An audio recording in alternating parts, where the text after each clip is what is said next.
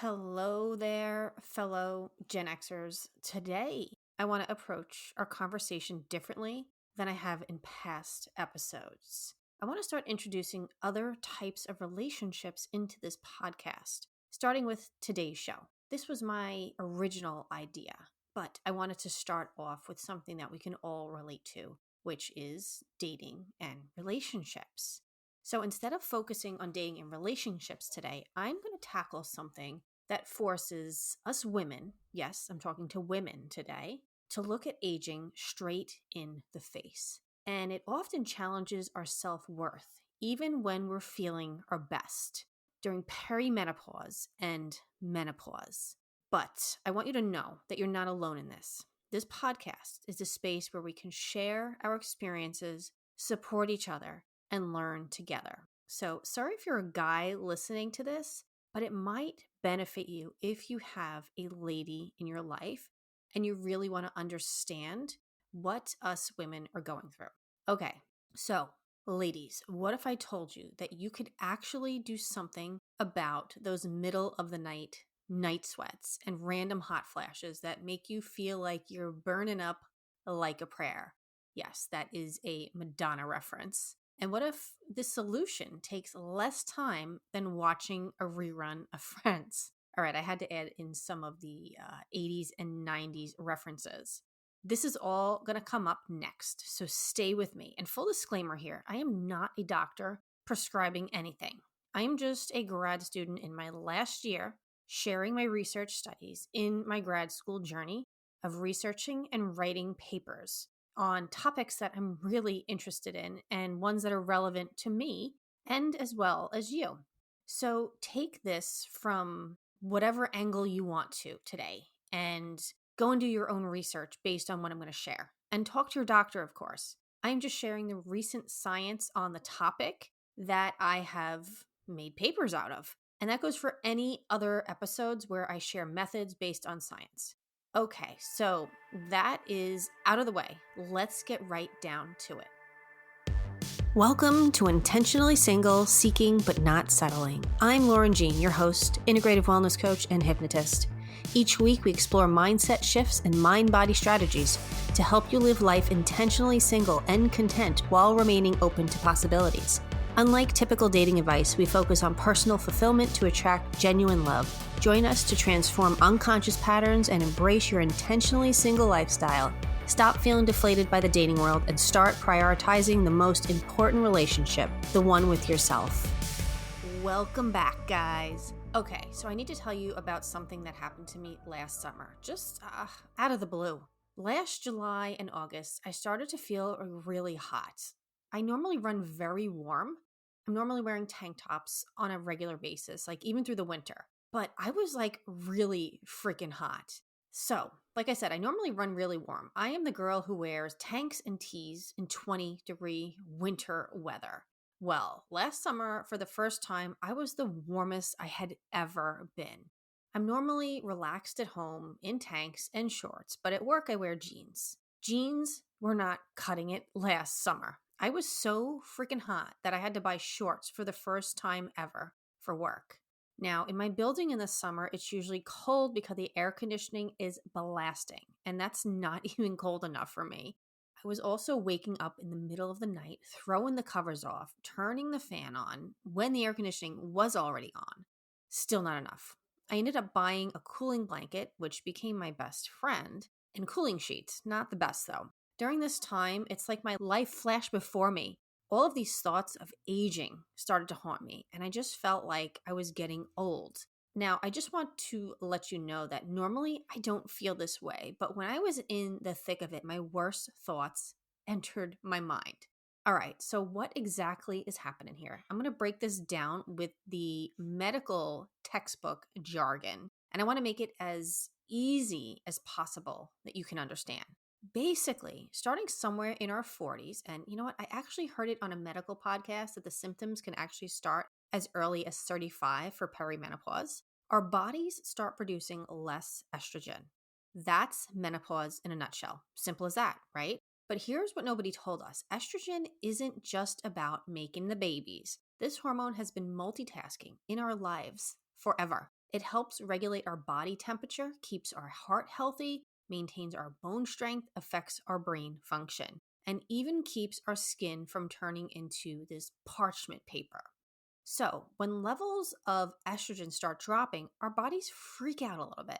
Hot flashes, night sweats, weird sleep patterns, mood swings make our teenage years look stable. And suddenly our weight decides to relocate from our hips to our middle. Not so fun. So, sort of what I was sharing earlier with the excessive heat and having to buy shorts and sheets. This isn't a quick process either. We're talking 4 to 10 years of this hormonal roller coaster from perimenopause to menopause. And I just want to let you know, if you don't already know, this is a transitional period. Like I said, 4 to 10 years. You aren't just suddenly in menopause. You start off in perimenopause around the age of 35. And this just kind of is like this slow unraveling thing.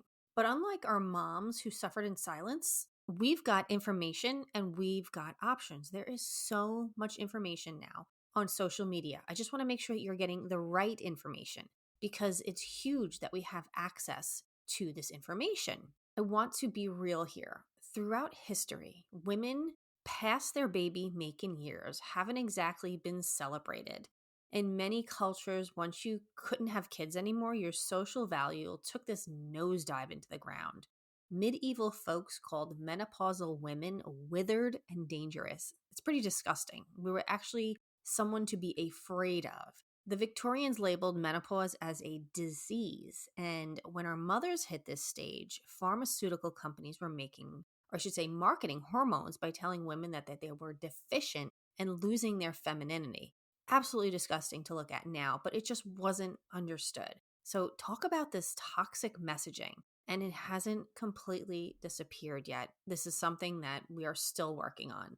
We grew up watching older women portrayed as either baking cookies for grandkids or as bitter old ladies with like a house full of cats. We saw our mothers navigate this transition without talking about it, without support. Now it's our turn. And let's be honest here, it can mess with our heads sometimes. We are the generation that grew up with Madonna's Express Yourself, and sisters aren't doing it for themselves, which was, if you remember, Annie Lennox and Aretha Franklin. But we're still battling these ancient ideas about, women past their prime. But here's where we're different from every generation before us. We question everything. That's what Gen Xers do. We question everything. We've got a little bit of an edge. We have this access to actual information and all of this science, which is why I'm bringing this to you today. We don't accept the status quo. I know I don't. I know a lot of my friends don't. We are redefining this whole stage of our life on our own terms. That is what this new world has brought us with all this information and women empowerment. Before I dive into, I don't want to call it a solution, it is something that is based on science, but I'm not here to fix anything for you. I'm just here to share the science with you.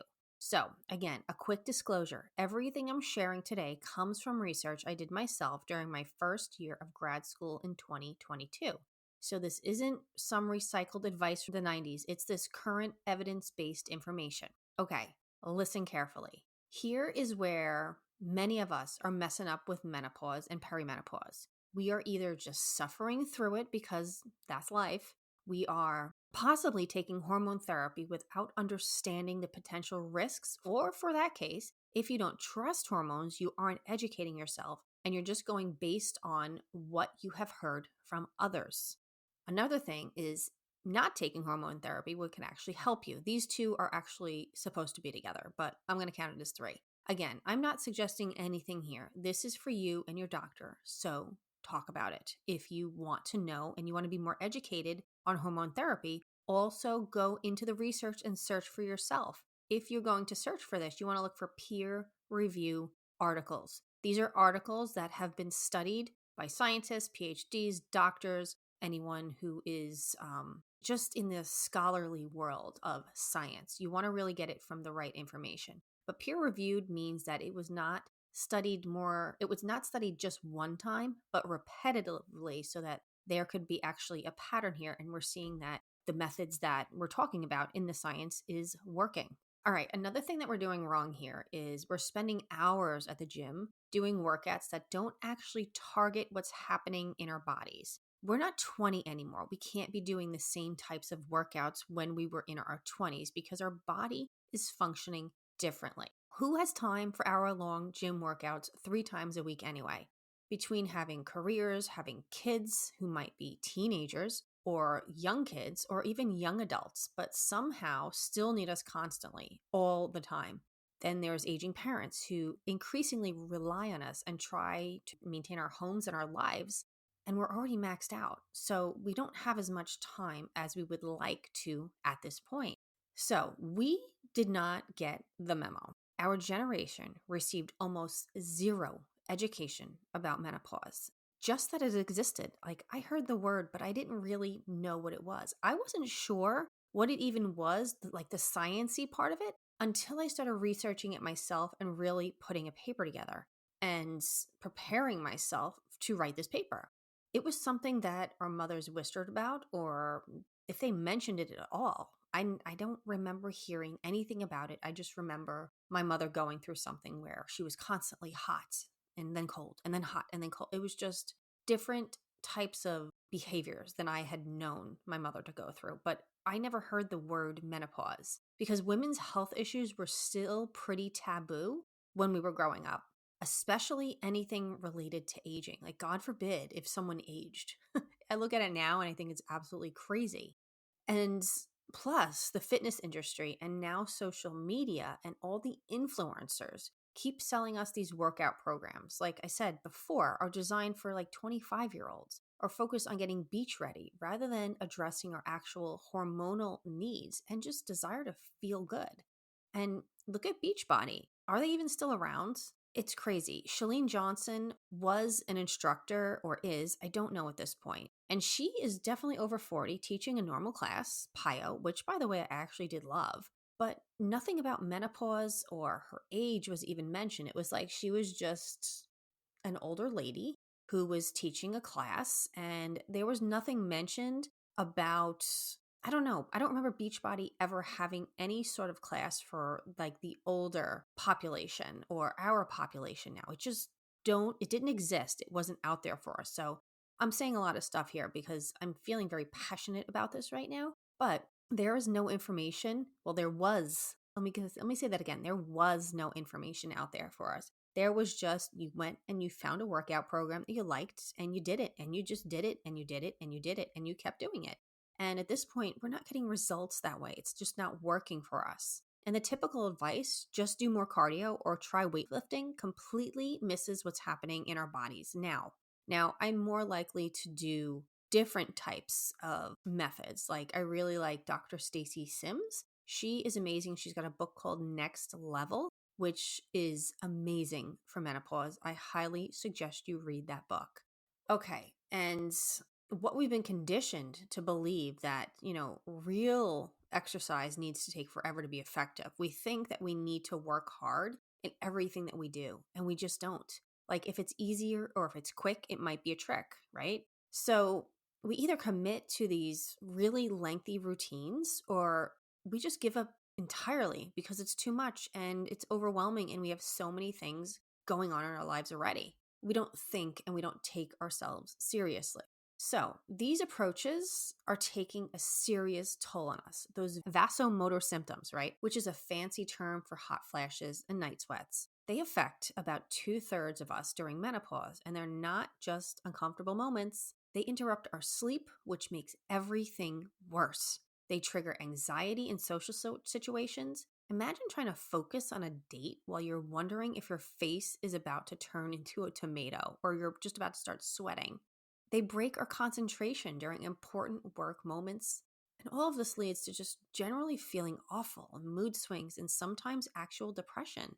They also cause us to question our self-worth in the world that we're dealing with. So many things in that time. Like, we're starting to question our self-worth. Totally not cool. And here's something scary. Cardiovascular disease is the leading cause of death in women, but only half of us know that we're at risk because we have this education. The drop in estrogen during menopause directly impacts our heart health and many of us have no idea.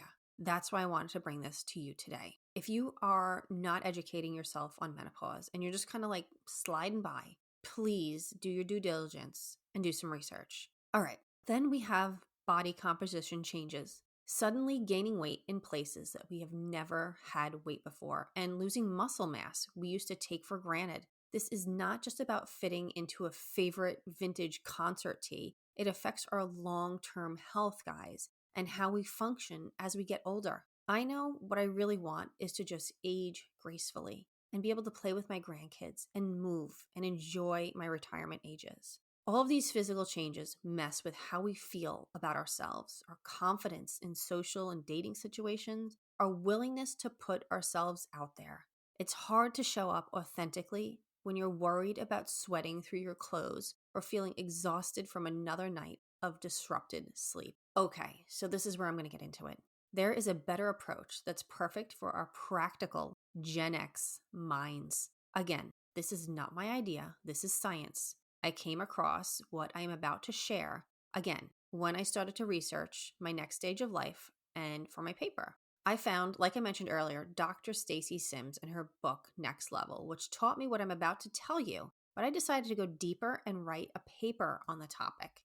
It's called Sprint Interval Training, or SIT. This isn't the same as HIIT workouts that your millennial coworker won't shut up about. This is very different. This is super specific. SIT is super short bursts of high intensity followed by brief recovery periods. So this is kind of like what the structure looks like. Specifically for menopausal women again, just 8 seconds of high intensity effort followed by 12 seconds of easy recovery, repeated for about 20 minutes.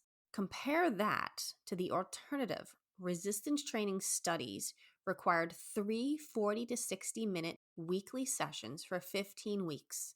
SIT only needed 3 20-minute sessions per week for 8 weeks. That is a massive difference for women who already have these jam-packed schedules. So why does SIT work so well for menopausal symptoms? It's all about how the specific exercise patterns affect your cardiovascular system, body composition, and hormonal balance. While resistance training showed a decent 43.6 reduction after 15 weeks for hot flashes and night sweats, SIT works faster and targets the underlying issue that triggers these symptoms.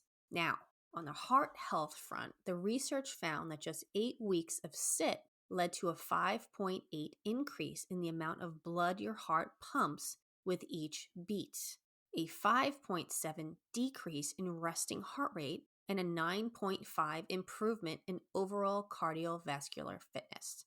Now, for body composition, which is the battle of the menopausal middle, women in an 8-week SIT program lost an average of 5.5 pounds without any diet changes, while women doing a regular cardio for 40 minutes showed no significant fat loss. Isn't that incredible? Amazing. Absolutely amazing. I'll read that again. For body composition, women in an 8-week SIT program, so that's doing 8 seconds high intensity and 12 seconds rest, lost an average of 5.5 pounds without any diet changes, while the women doing regular cardio for 40 minutes showed no significant fat loss. Guys, these improvements directly impact menopause symptoms.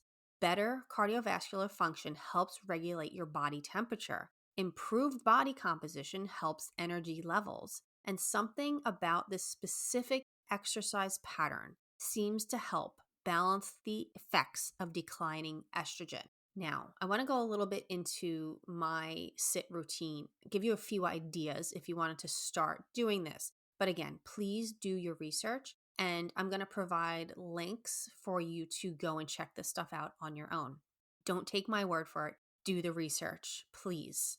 So first, I don't have a specific routine, but I have a toolbox of many ideas that I rotate through for my SIT workouts. I do jump rope combined with kettlebell. I do sprints in the park. I do bike at the gym. I do rowing. So It's about getting your entire body moving. So, jump rope, your entire body is moving there. I do jump rope and then I combine it with kettlebells. So, what that might look like is maybe I do 2 rounds of jump rope and then I do the rest with kettlebells. Maybe I do jump rope one, kettlebells, jump rope, kettlebell, jump rope until I get to 20 minutes. Sprint in the park, I would just sprint for 8 seconds, walk for 12. Sprint for 8, walk for 12. Sprint for 8, walk for 12 for 20 minutes. This really gets your heart going and it feels absolutely amazing. Biking at the gym, it's just biking really hard as high as you possibly can for 8 seconds and then 12 seconds just slow. And the same thing for rowing.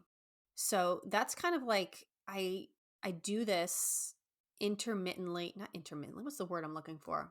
I kind of like I'll sprinkle it into my regular workouts. And I just kind of go with whatever I'm feeling at the moment. I'll grab the jump rope or I'll just jump onto the rowing machine. Like I don't think too hard about it. I just know the tools that I have and I know the ones that I like to use. Okay. So what about weight, right? There are recent research on weight management strategies during menopause.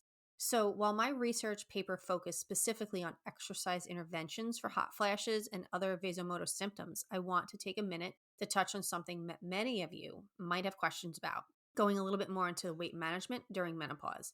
So, I recently came across a study published in 2024 called the Menopause and Weight Loss Project, or ME/WEL for short.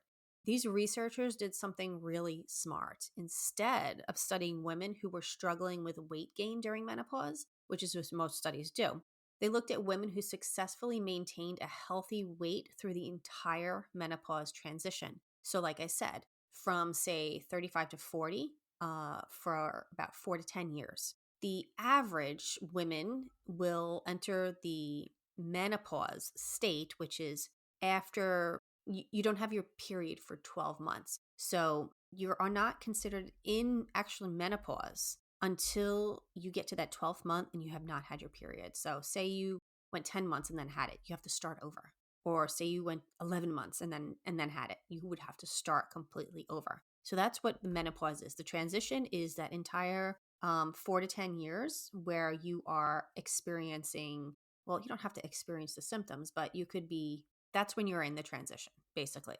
So they looked at these women who successfully maintained a healthy weight throughout the entire menopause transition. They wanted to know what strategies actually worked. So they interviewed 31 post-menopausal women. So these are women who got to that 12 months and they're in menopause, who kept their weight stable during the whole menopause journey. And here's what they found. The women who successfully maintained their weight using a combination of strategies that fell into 4 main categories, which I'm going to list for you right now. First, physical activity and exercise, especially aerobic activity like walking, swimming, or cycling. Nearly 84% of the women who maintained their weight incorporated regular aerobic activity. Second, healthy eating choices, particularly increasing fruits and vegetables. It's about 71% of the successful weight maintainers made this a priority. Third, they practice what researchers called psychological self-care. So this is basically taking care of their mental well-being alongside their physical health. It is just as important. And fourth, they use various weight control and monitoring strategies, like being mindful of portion sizes, occasionally tracking their weight, or how their clothes fit. What I found really interesting is that these women didn't just use one approach. They combined different strategies and were pretty flexible about it, which I have to say, I feel like that's what I do because I get bored quickly. So I don't like to stick to the same thing all of the time. So this will work out very well for me. So some days these women might be more strict with food choices. Other days they allow themselves to have a treat because, we want to enjoy life and we want to have good, rich, sometimes not so good for us foods. And we're going to do it, regardless of whether you say you're going to try not to. So it wasn't an all or nothing thinking. The researchers also identified some specific strategies that hadn't shown up in previous studies, like intuitive eating, basically listening to your body's hunger cues rather than following rigid rules. and food literacy, which means having knowledge about food selection, quality, preparation, labels, stuff like that. So, while my personal research for my paper focused on addressing those pesky hot flashes through exercise, the newer research gives us additional tools for tackling another common menopausal challenge, which is maintaining a healthy weight. So, these research articles are really important to me to stay on top of and share the latest and greatest information with you. So, let's get back to the main topic, which is sprint interval training for hot flashes and cardiovascular health. So here's what I want you to take away from today's episode. You're going to take away whatever you're going to take away, but this is what I kind of want to really get into you. So menopause isn't just something we have to suffer through silently like our mothers did. It is a transition, yes, but once we can navigate with knowledge like we never could before. We have community, practical strategies that actually work, science to show it. This podcast to help you. The sprint interval training approach, just 8 seconds of high intensity followed by 12 seconds of recovery for about 20 minutes, 3 times a week. It's not just another fad workout. It's backed by serious research showing that it can reduce hot flashes, improve cardiovascular health, and help manage that frustrating menopause-related weight gain. And the best part is it fits into our already jam-packed schedules. We don't have a lot of time, but I know that you can fit in 3 20-minute sessions for graceful aging and feeling freaking amazing in your later life. Listen, I know it can feel overwhelming when your body seems like it's suddenly betraying you. When you're lying awake at 3 a.m., throwing off the covers, cranking up the fans, just like I did, or when you're in the middle of a work presentation and feel that wave of heat creeping up your neck. Those moments can make us question everything, our competence, our attractiveness, and even our identity. But the thing is, this is just one phase of our amazing journey as women. Our worth has never been defined by our reproductive status, our body temperature, or whether we can sleep through the night. Unlike generations before us, we now have the tools and the attitude to redefine what this transition looks like for us. Whether you're happily single, dating, married, or anywhere in between, taking care of yourself during menopause is not selfish. It is essential. It's about honoring this body that carried you through decades of life, through all its challenges and triumphs. So maybe start small. Try one 20-minute sit session this week. Find something that you really love doing. Right now for me, it's rowing. See how it feels, notice any changes, connect with other women going through the same thing, and share what works. Because the more that we talk about this stuff openly, the more we break down those ancient stigmas about aging women. Remember, we are the generation that is rewriting all of the rules. We questioned authority when we were younger, and we're still doing it now. I know I am. So why not question the outdated narratives that menopause has to be this miserable, isolating experience that we have to hide? You've got this. And more importantly, we've got each other. And that's what this whole podcast journey is really about. Building that community where we can navigate all of life's transitions together with honesty, humor, and a whole lot of Gen X attitude. If you want to try sprint interval training, I put together a complete Gen X menopause sprint interval guide that breaks down exactly how to do this at home. It includes 3 20-minute workout templates you can do with minimal or no equipment, modifications for fitness levels, and symptom tracking journals so you can see your progress.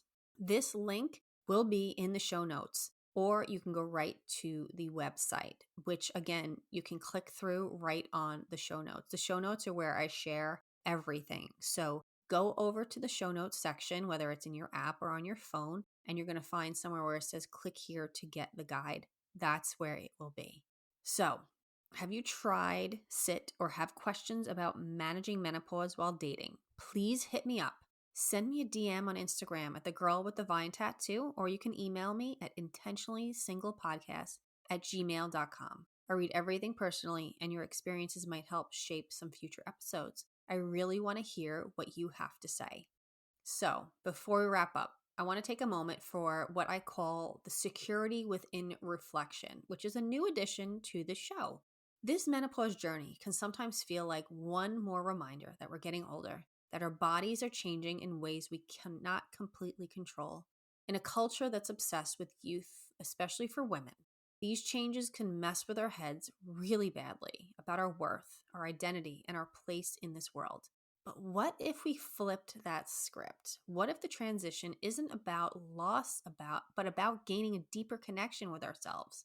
The strategies we talked about today aren't just about reducing symptoms. They are tools for taking back control of your experience, for providing to yourself that you can respond effectively to change. Taking care of your changing body matters regardless of your relationship status, whether you're swiping right, perfectly content being single, or somewhere in between. Understanding and supporting your body through this transition is an act of self-respect. Remember, your worth has zero connection to your hormone levels, whether you can sleep through the night or how many hot flashes you had today.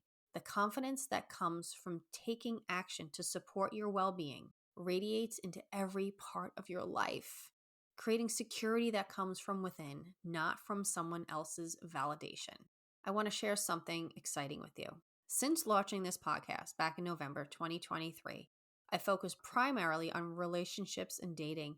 But starting with this episode, I'm expanding our conversations to include all other relationships that shape our lives, our friendships, family connections, work relationships, and of course, the relationship with ourselves. These relationships are incredibly powerful. Oh, by the way, I'm going to add some other types of relationships in there too. So look forward to that too. But the relationships are really incredibly powerful that shape how we feel about ourselves. They affect our self-concepts and ultimately influence our ability to be contentedly single. Because guys, let's be real. Being intentionally single isn't about closing ourselves off. It's about building a life so full and rich that we don't need to feel like we need someone to complete us, while still staying open to authentic love if and when it arrives. So join me next week as we begin another new chapter of Intentionally Single. I cannot wait to dive even deeper in with you. And until then, stay intentional, keep your heart open to possibilities, and let's see what type of episode will come next week. Enjoy the rest of your day.